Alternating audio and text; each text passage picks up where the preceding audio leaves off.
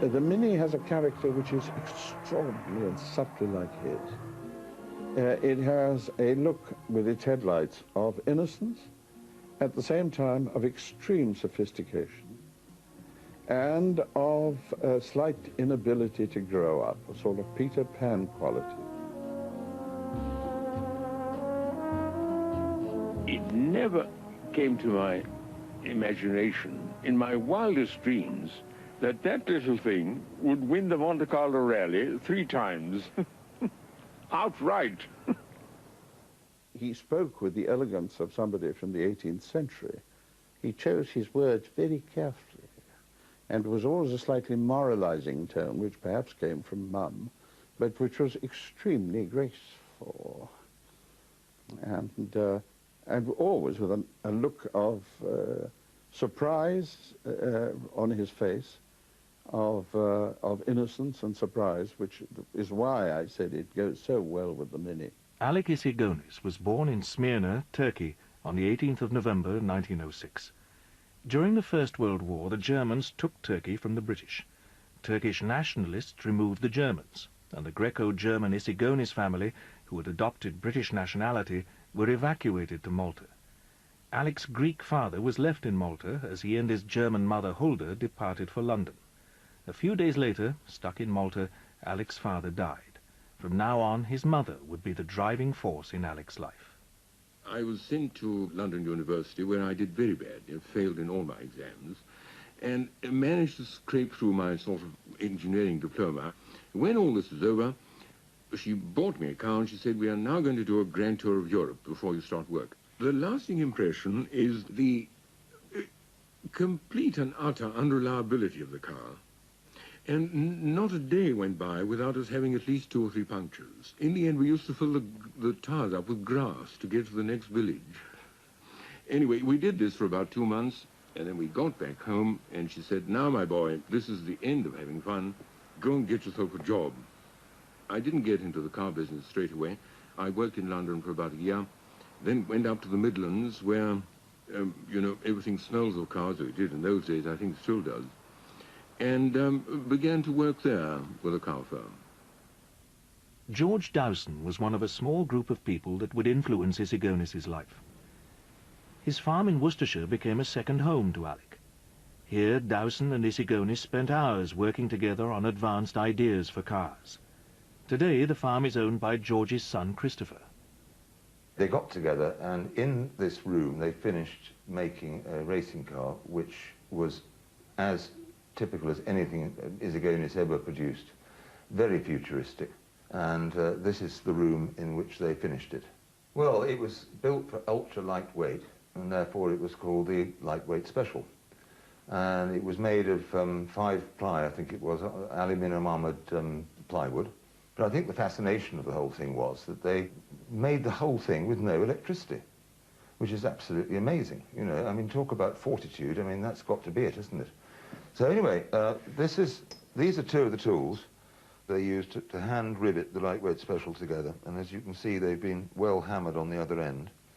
And there's a hole there which was for tightening the rivets in.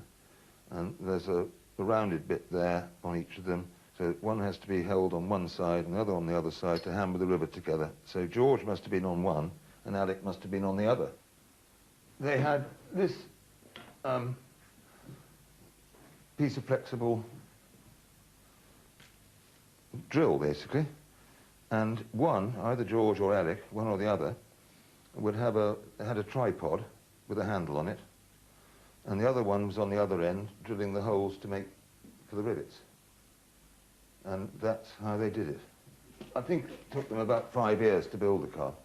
The other rather remarkable story was that the steering wheel on the car was cut out of a solid sheet of Vickers Vibrax steel. Now that's spring steel. You cannot cut that with a hacksaw. And my father told me it took him 6 months to hand make that. With its distinctive aluminium body, the Lightweight Special was a futuristic racing car.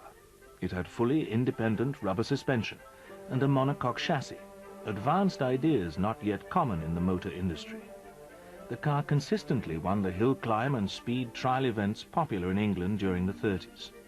This rare colour footage reveals a delighted Alec Isigonis at the wheel. Hill climbing and speed trials were popular social events, and Isigonis made new friends in the car business.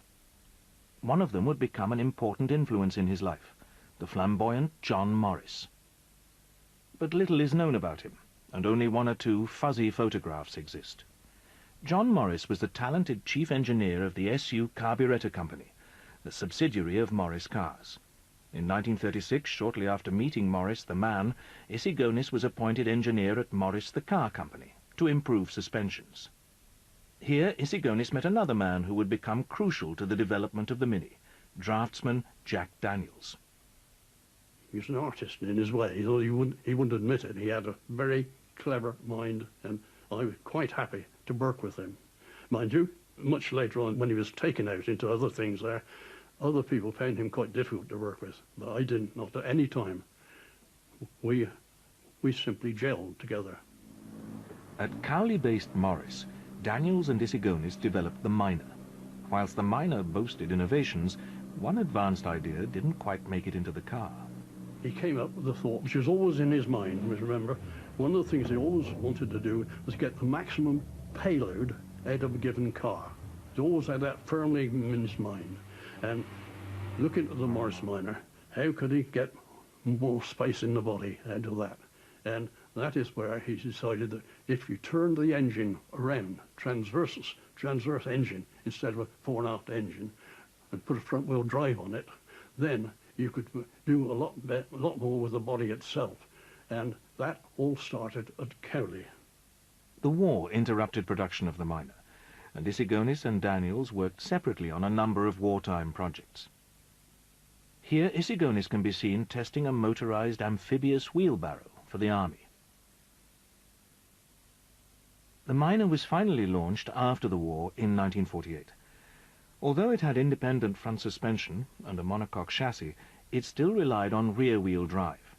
For its time, it had excellent handling, and Isigonis became a famous name in the British motor industry.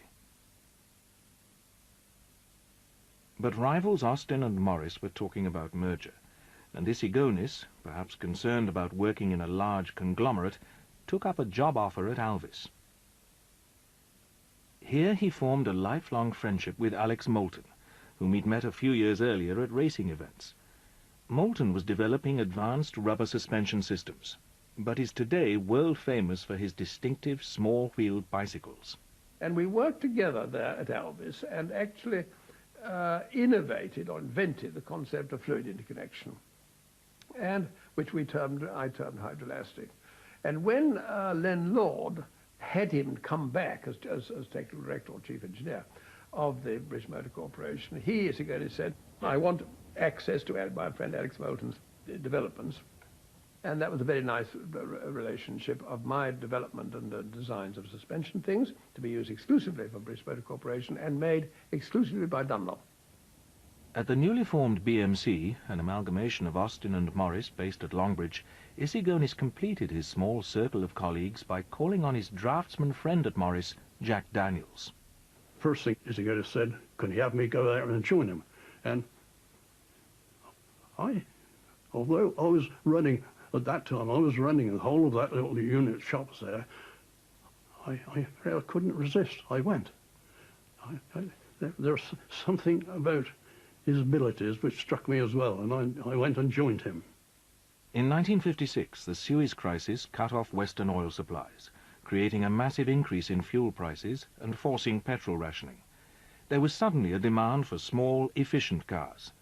Worried by the growing popularity of German bubble cars like these, Leonard Lord, under pressure from the government, decided that BMC must fight off the German imports. And they offended Lord. They offended him very much. And he got Isigonis up in his office. He said, Alex, he said, I want a car to knock all those bloody bubble cars right off the road. He says, go and do it. We did specifically design the car for the fuel shortage at the time, because if you remember, there were a lot of imports coming into the country of small bubble-type cars, and they were catching on rather rapidly, and this made management here a little active. in this field. Now, come along, we've got to design a car, you see. It must be very small and very economical to run, but it must have 4 seats. Car fanatic Peter Ustinov was introduced to Issigonis by a French motoring journalist. He recalls a tantalizing glimpse of how Alec had visualized his new Mini. But I saw his little boxes. I saw how he showed me how the Mini had developed, really, from an early box to a box with 2 wheels, to a box with 3 wheels, to a box with 4 wheels, and they were all drawn in a very peremptory hand, unanswerable logic like that. But they looked like sketches by some great master for a carrozza that would eventually have everything on it, but it never did. It became the Mini. Remarkably, Issigonis sketched out the shape of the Mini himself. Refusing to involve committees or the usual stylists, he transformed the traditional 3-box layout into a 2-box shape, with wheels pushed to the 4 corners. The 3-box configuration has very little aesthetic appeal, because we get a thing that looks somewhat like this.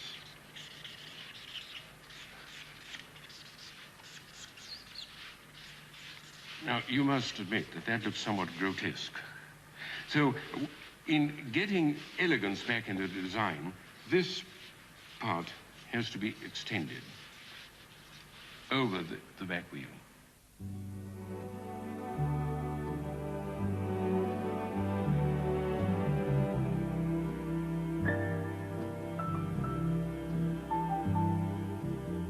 Well, he was a lovely artist. I mean, his art was, you know, when you saw his drawings, when you were talking about something, he'd draw it the way he was thinking, you know, as if, not just a beautiful drawing, but the way he was thinking about the design of the thing he was drawing, you know what I mean? He'd clear the tablecloth and draw all over the tablecloth, and then said, put that on the bill when we go. Take the tablecloth back to the drawing, Jack Daniels' experimental department, put it on the drawing board and said, look, draw this, do that, and do that. Daniels and Issigonis became a celebrated double act. Issigonis sketching and conceiving ideas, Daniels transforming them into technical drawings and working prototypes.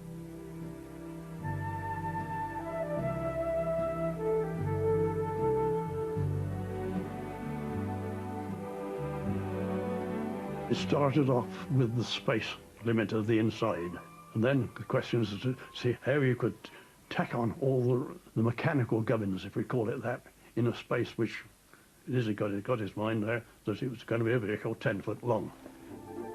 With the body cut down to 10 feet and the wheels set at the corners, the real breakthrough was the incorporation of the idea dreamt up a decade earlier at Morris, to put the engine across the car, called transverse, or east-west. By placing the gearbox beneath the engine in the sump, even more passenger space was saved. Front-wheel drive followed the new engine position, which eliminated the need for a drive shaft, putting an end to the awkward tunnel that used to run through the passenger compartment.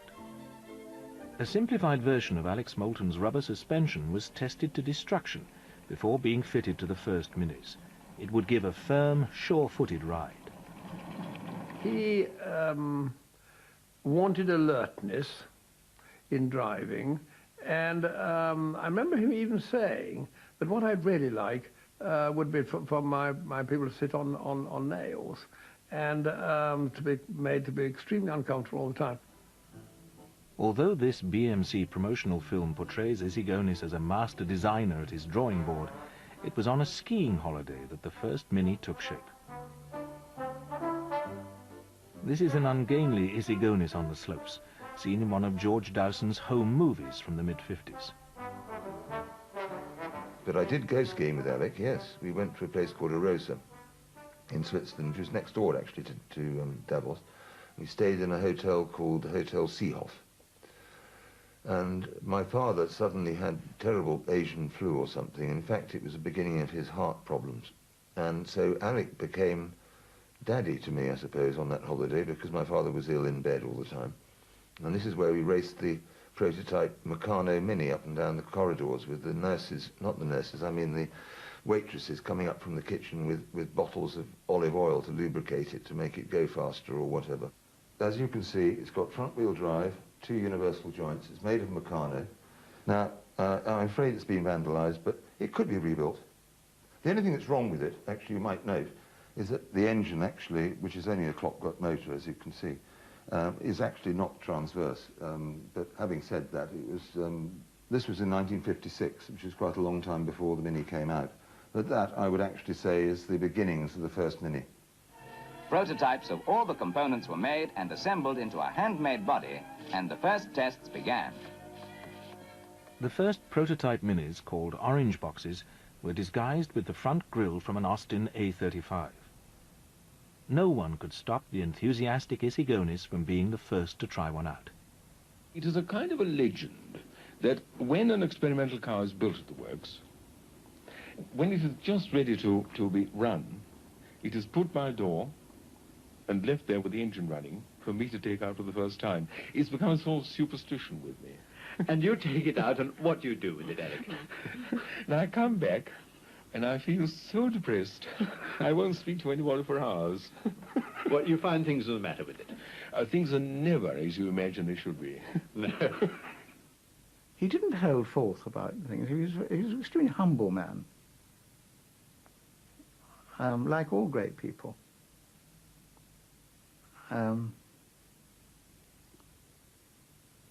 With immense charm. And it was a kind of naive simplicity that, and his enthusiasm, which was marvelous. Let's face it, I think Isigonis is probably one of the greatest saloon car, or road car, if you like, designers of all time, in my opinion. I mean, he didn't have computers and teams of men around him. He was a one-man band. And when you think, as I've said before, the first man to build the east-west engine and front-wheel drive car with all independent suspension, only 10 feet long. And then we come to the room in the car. I mean, he put the console in the center of the dashboard so that it wouldn't matter whether it's left or right-hand drive. He had sliding windows, so it was 5 or 6 inches wider inside the car. On the dashboard, there was a room to put a load of stuff. And also, the other idea, when you lowered the boot and moved the number plate with it, you could pile the luggage up on the boot, because he said you only go away twice a year to put cases up there, and you can do it that way. The door pockets were exactly proportioned to take Gordon's gin bottle. Now, that was in no way a remotely drink when driving at all, but he liked to go and collect his Gordon's gin for his dry martini, and therefore for a shopping car, and therefore it was very appropriate that it exactly fitted in there. So from that point of view, I don't know what lifestyle that is, but from that point of view, that was a very practical feature.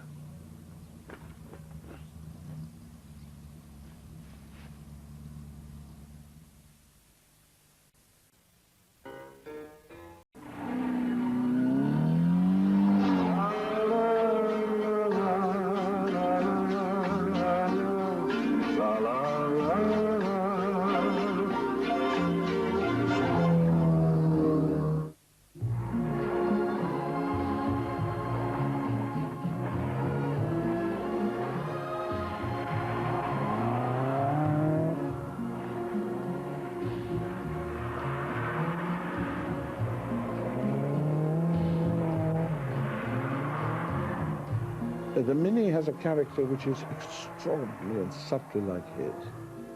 It has a look with its headlights of innocence, at the same time of extreme sophistication, and of a slight inability to grow up, a sort of Peter Pan quality.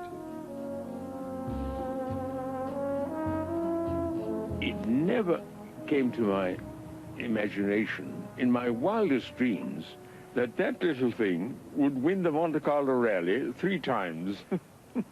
Outright. He spoke with the elegance of somebody from the 18th century. He chose his words very carefully, and it was always a slightly moralizing tone, which perhaps came from Mum, but which was extremely graceful, and always with a look of surprise on his face, of innocence and surprise, which is why I said it goes so well with the Mini. Alec Isigonis was born in Smyrna, Turkey, on the 18th of November 1906. During the First World War, the Germans took Turkey from the British. Turkish nationalists removed the Germans, and the Greco-German Isigonis family, who had adopted British nationality, were evacuated to Malta. Alec's Greek father was left in Malta as he and his German mother Hulda departed for London. A few days later, stuck in Malta, Alec's father died. From now on, his mother would be the driving force in Alec's life. I was sent to London University, where I did very bad, failed in all my exams, and managed to scrape through my sort of engineering diploma. When all this was over, she bought me a car and she said, "We are now going to do a grand tour of Europe before you start work." The lasting impression is the complete and utter unreliability of the car. And not the actual day that the car was announced to the public, so one had never actually seen them on the road. And we were, wherever we went, you know, across Europe and so on, we were the first sight that anybody had of this car. I think probably the first reaction of anybody inside it when you start moving is that, will your frame physically withstand the suspension to go something like 8,000 miles around the Mediterranean? It's probably very, very good for the figure, actually. It was a fairly joggly ride, but the appearance was very friendly. I feel very strongly that some cars have a sort of charismatic look, and I think that you can always tell a car which has been substantially designed by one man. I think it opened everybody's eyes to the possibilities of a car's handling, flattering the driver's abilities. It was the integrity of the little car. And as the miles went by and we got, you know, halfway around our goal even, we realized that we'd really got a little jewel. Ron Barker was not the only one to notice the handling potential of Isigonis's jewel. John Cooper was a builder of Grand Prix racing cars, winning world championships between 1959 and 1963. When Cooper first saw a pre-production Mini, he had no idea that his name would become synonymous with the car.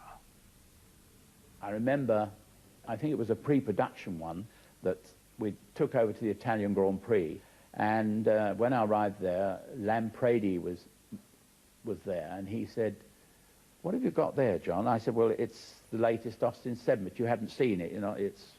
He said, "Can I have a go in it?" So he had a go in it, and he drove around the inner roads of Monza with it, and came back, and he said to me, "John," he said, "that is the future motor car." And then when you think about it, that was the first east-west engine front-wheel drive car with all independent suspension, four-seater cheap family car that handled like a sports car. And I mean, Lampredi was one of the greatest engineers. He had been chief engineer of Ferrari and now he was chief engineer of Fiat. So I thought, this man knows what he's talking about. Isigonis claimed to have designed the Mini for the district nurse, but there was a suspicion that he secretly yearned for a sports car with the racing qualities of his lightweight special. When the car was designed and in production, I never gave this one single thought.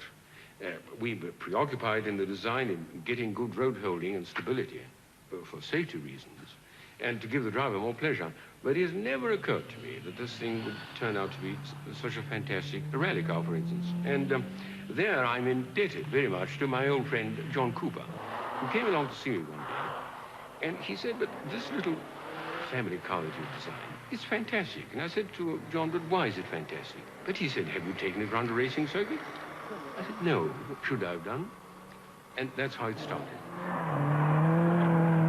The irony of it is, of course, the astonishing behavior of the Mini, which was picked up so splendidly by John Cooper in making it the sports version of the thing, was not intended as a sporting thing at all. And there's a complete illusion to imagine that the Mini was in any way envisaged as a sporting thing. It was simply our preoccupation with the safe behavior. We're concerned with safety of handling.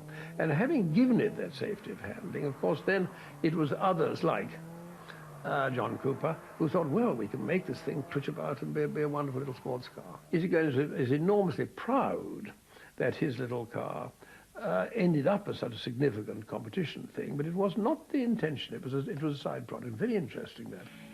The Col de Tourigny, the 5,000-foot pass in the mountains behind Nice, was the focal point of the rally final stage. As the tail-enders tackled the climb, the three works Mini Coopers of Marque, Altenen and Hopkirk, in that order, had made the three fastest times in the first Turini test. In the general classification, they had left Monte Carlo lying first, second and fifth. It did actually win the Monte 4 times, the Mini Cooper, but the third time we won it, we were first, second and third overall, and disqualified for having the headlamps dipping on the spotlights, so that a Citroën could win it, but that's another story. Despite its district nurse origins, the Mini's rally triumphs helped it become a star in its own right. Issigonis started to bask in the glory of the Mini's success, enjoying the attention of celebrities and royalty. When his 1100 was launched in 1962, Issigonis asked his new friend Peter Ustinov to test drive it. The 1100 went on to become the best-selling car of the 60s. I remember we had a most joyous day and a wonderful lunch, as is usual. There's a guy, I understand why motoring journalists enjoy testing cars. The lunch was wonderful, and Alex was a delicious companion. And after that, I took him to places like Wimbledon, because outside his immediate concerns, he really knew very little about the rest of the world. And every time one took him to Wimbledon, for instance, he was absolutely amazed by everything that went on, and always wanted to know how things worked. He wasn't really interested in the tennis. He wanted to know why those little lights appeared so quickly when they changed the scores and things like that. He came to Venice with us once, and I was already out there, and I said, windscreen wiper's broken, come out immediately, which meant come and have a holiday, you see. So he arrived, always wore the same thing, a tweed three-piece suit, and he'd never been to Venice before. And I took him blindfold into the centre of St. Mark's Square at midnight, and then took his blindfold off, you see. And I said, there you are, Alex, in the centre of St. Mark, what do you think of it? And he looked over his glass and he said, my dear, it's exactly like the Burlington Arcade. By the mid-1960s, Alex Carr had become an icon. Celebrity Mini owners made the plain little car chic. Like many, Peter Sellers added a few luxury features that Issigonis would undoubtedly have hated. When the Mini got established after its first 2 or 3 years, it didn't matter whether if you came out of Buckingham Palace in a Mini, that was your car. But if you came out in a Ford or something, that was the chauffeur's car. It was, and all the Beatles had them, and Sellers and Steve McQueen. It was the car to have. It was fun and enjoyment. I would say that he was very snobbish, and he was enormously pleased, and really was pleased with anything with the royal connection and the fact that Snowden adopted his car. So he was very much moved in that direction of admiring the establishment, and admiring the monarchy and so on, and the honours that he received gave him great pleasure. Alex Carr fascinated all classes, but ironically it opened the door to the class that Alec most aspired to, the upper class. I don't belong to a class, and never have, and I had a Mini because it was fast, economical, and great fun. That's the main thing. And it was, we had different engines, and the one he put in at the end was incredibly fast. It was a lot faster than my Aston Martin. By 1965, the Mini had sold 1 million, a figure matched in Britain only by Issigonis' first car, the Minor. What a day in the life of the British motor industry. Issigonis was now a star. The Mini was being mass-produced on 2 production lines around the clock. Car number 1 million was driven by Issigonis himself. But there was 1 month in the year when production suddenly stopped. It couldn't be the worst time of the year. It was August. That's when the factory closed down. Therefore, everybody had to go away then. Alex Moulton, Alec Issigonis, and John Morris were by now close friends. sharing ideas and engineering philosophies. Affectionately known as the Three Musketeers, they travelled regularly to Monte Carlo together. And what did we do? Dry martinis. Went to float about on an airbed thing on the water, and swim out to Rotterdam. It's the usual thing that one does going to south of France in those days. But Monte Carlo is still rather a nice sort of secluded place, and we do go there every year. In fact, we take my friends, and my mother always comes. She likes her swimming.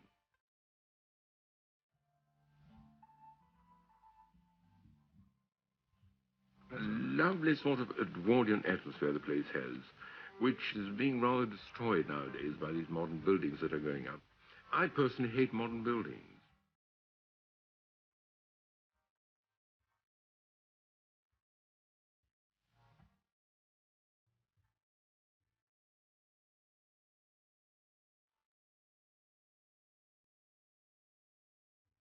Alec was like his mother, you see.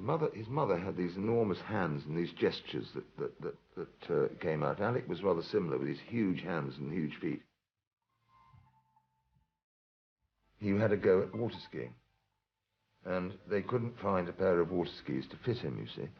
And so the man on the boat said, "Monsieur, with those feet, no skis."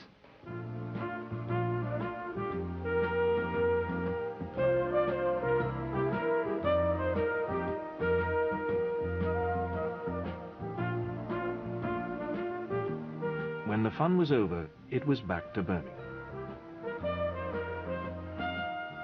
Until 1965, Isigonis had lived with his mother in her house near Oxford, a considerable distance from his work at Longbridge. To overcome this inconvenience, Alec had regularly lodged in hotels nearer work, whilst his mother Huldah wanted to stay in Oxford. But reluctantly, Alec and his aging mother finally made the move to Edgbaston, a pleasant suburb of Birmingham, only 20 minutes from his office at Longbridge. Despite his proclaimed hatred of modern buildings, Alec and his mother made this modest bungalow their home in 1965. It was extremely plain. It was almost as if they hadn't moved in, you know. I mean, there was nothing of any significance. There might have been a model or two of value, photographs and so on. I can't recall any significant painting. It was amazingly simple. Although Isigonis was now aged 59, this was the first house he had owned. Simple yet functional, the only visible signs that he ever lived here are these strange cemented-up holes on the outside of the garage. And he had his garage, which never had cars in it. It was full of railway tracks and things, you see. And there were two holes. The engines went out one hole, and then you expected them back through the other. And what happened in the garden you were unaware of because you were still in the garage, you see. So the great gamble was as to whether they were going to make it round the garden and come back through the other hole into the garage.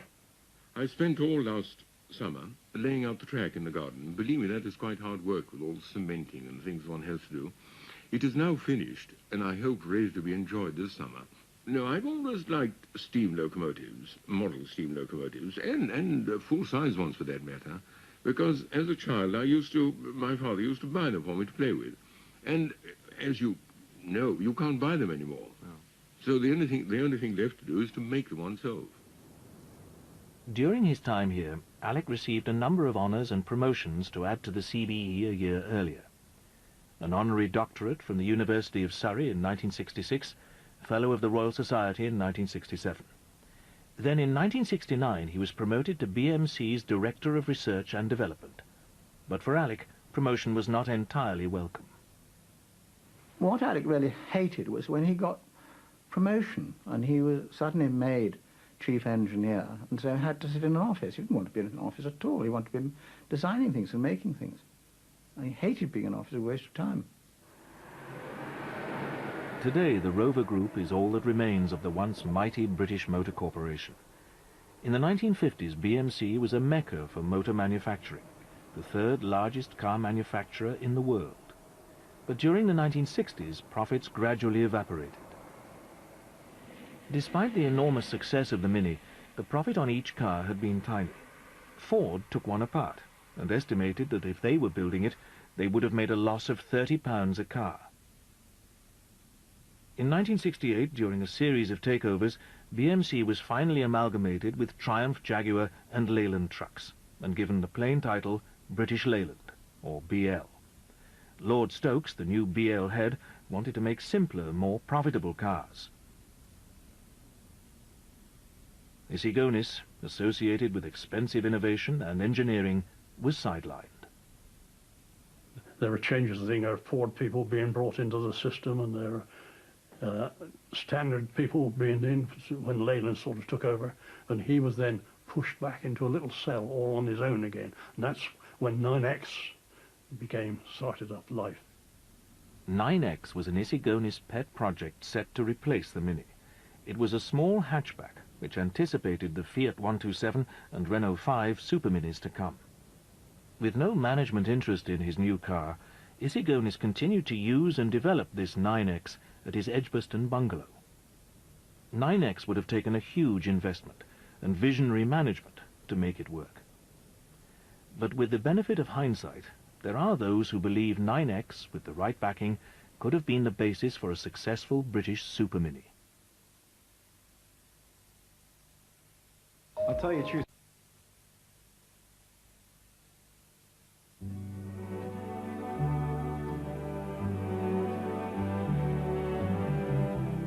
He behaved as though he was extremely British. But inside him, of course, he was not at all. In fact, I don't think that the Mini would have been an example of British engineering genius. I think it's an odd mixture of Greek and German, which seeped in Turkish olive oil, which brought out that particular car. In 1969, 18 months after the BL takeover, Alec Isigonis received his greatest accolade, a knighthood for his services to British automotive engineering. Yes, he was thrilled to bits and loved getting a knighthood. He went to lunch rather at Buckingham Palace and absolutely worshipped the Queen, quite rightly.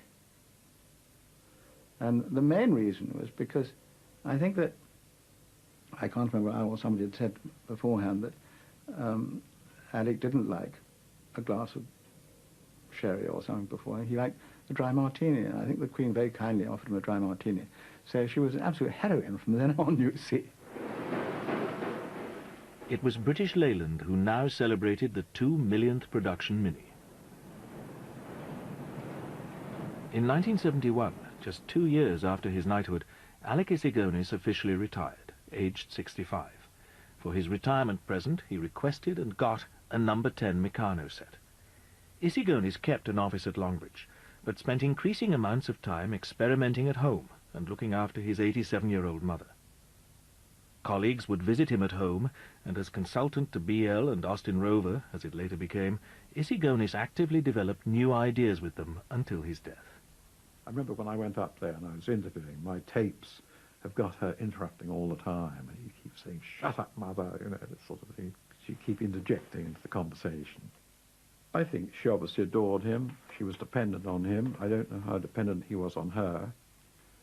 I think the influence, frankly, was negative in that she was a bit of a millstone. She meant that he couldn't go away very much, and she was always there. Maybe even possibly had an influence on him not getting married, you see, because he couldn't really sort of clear the house, I suppose, you know.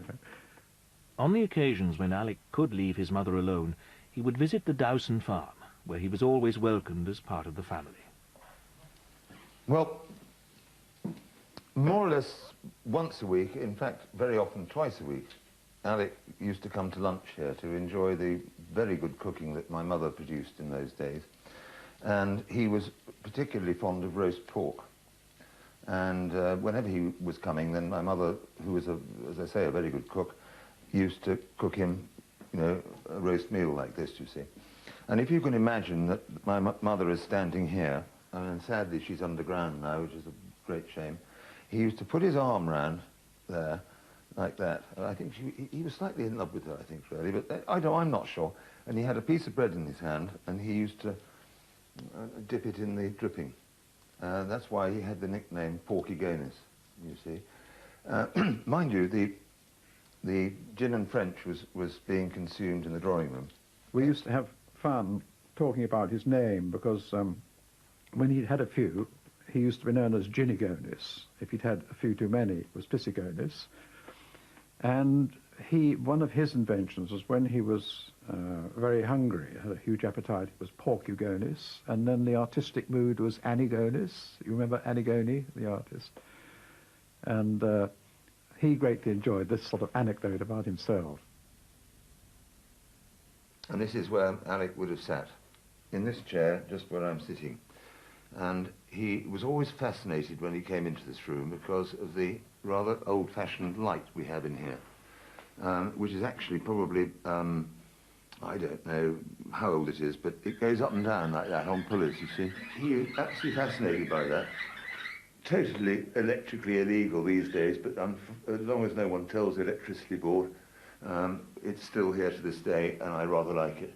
And he made one just the same for himself, for his house in Westbourne Gardens in Edgbaston in Birmingham. And you've got this album here.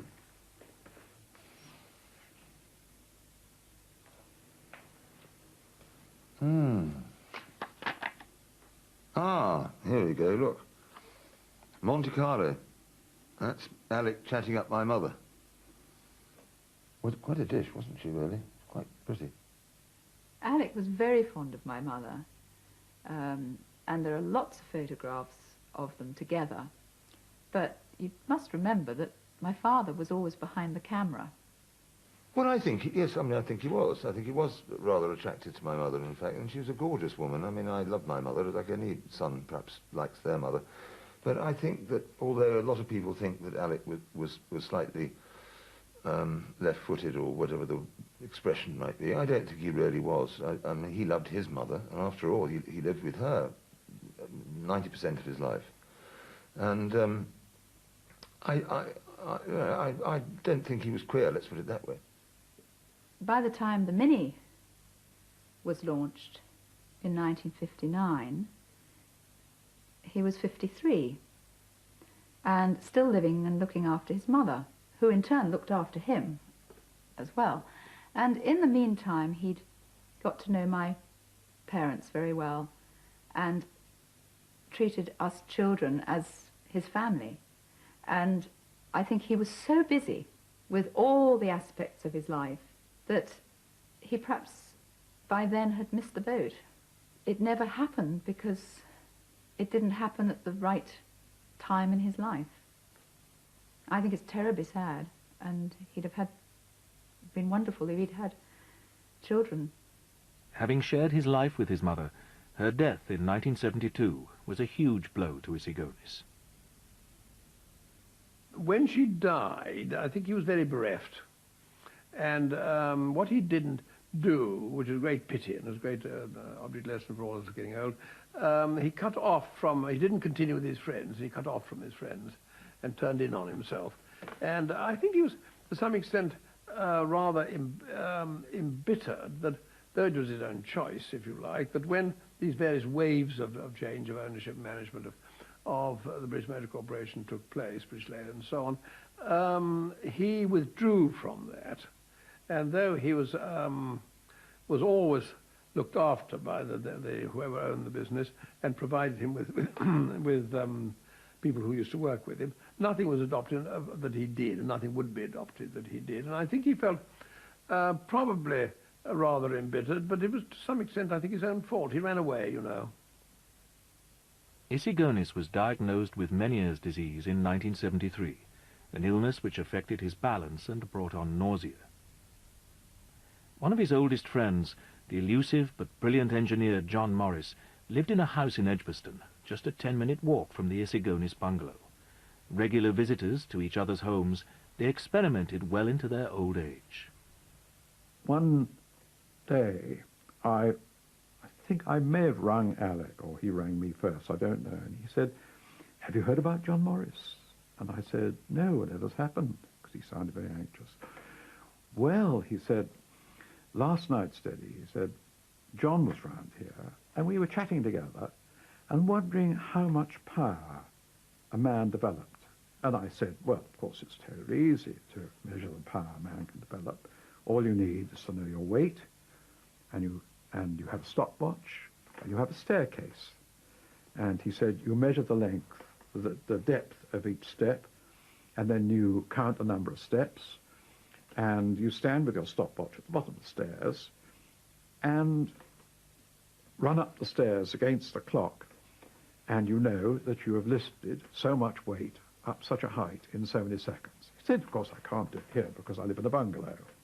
And he said, the following morning, his lady cleaner arrived and went in the front door, and there at the bottom of the stairs was slumped John Morris with a stopwatch in his hand. And he's now in hospital.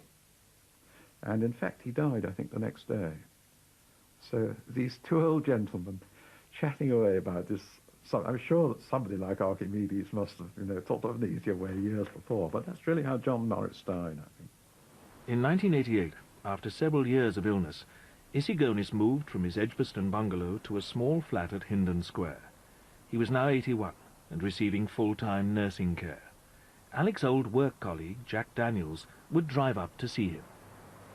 He was pitiful, absolutely pitiful. He was obviously on his last legs to me at that time, and he couldn't really do much. He recognized me. That's almost as much as ever. He recognized me. And one of the things he did say, he said, Jack, he said, would you like to have my mini model? And I said, of course I would. Only a few minutes later, he'd virtually out for the count. Nurse told me, he said, it's no good. He said, you don't have to go. So off I went there. I hadn't got the mini car with me, so I just sort of right up for that then. Of course, just 2 days later, what did I do? I get the message, Isigonis has passed away.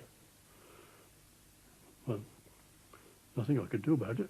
In due course, they agreed to let me have one, and there it is, right behind me now. Although he died in 1988, Alec has been immortalized by his creation, the Mini. But it is for Alec's playful, childlike qualities and his love of all things mechanical that his friends remember him best.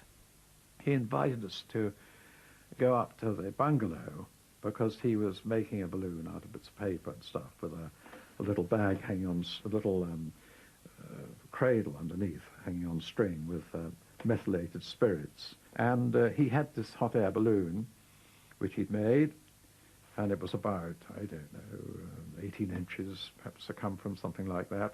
And I actually took 1 or 2 photographs of this little group, very, very poor photographs, I'm sorry to say now. But the balloon duly ascended about 3 feet and attached itself to the ceiling, and that's where we stood and admired it.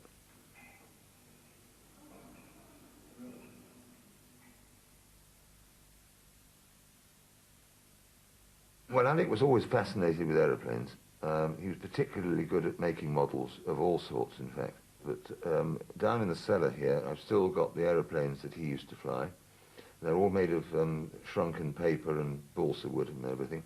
And I'm actually looking for someone to restore them, because I feel terribly guilty having not looked after them better in a way, but at least they're still there, and, that's better than nothing, isn't it, really?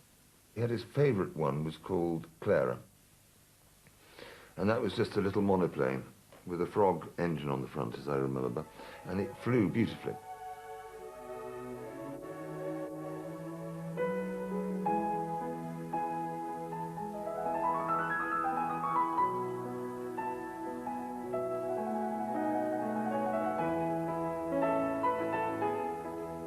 He also made a model of the Brabazon, which was a twin-engined one. The problem was that you couldn't get the 2 engines to run at the same speed, so you had to go Doppler effect, if you remember. It was like that, and get them running equally, and then you'd launch it, and the thing would go around in a huge, great circle, and then crash land.